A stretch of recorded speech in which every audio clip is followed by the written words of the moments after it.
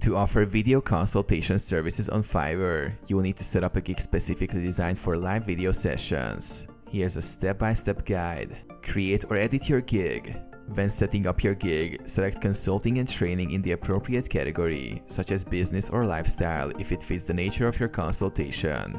Choose online lessons or consulting in the subcategory options. Enable live video. During gig creation, check the Enable Fiverr video call option under Advanced Options. This allows clients to book live sessions with you via Fiverr's integrated video feature. Set clear expectations. In your gig title and description, clearly state that this service includes video consultations. Outline what clients can expect from the consultation, such as personalized advice, screen sharing, or Q&A sessions, and specify the duration of each session. Offer multiple time slots. Create packages with various durations to give buyers flexibility. Ensure each package description includes what will be covered during the consultation. Schedule and prepare. Once a client books, use Fiverr's messaging to confirm the agenda, prepare any needed resources, and join the call at the scheduled time through Fiverr's platform.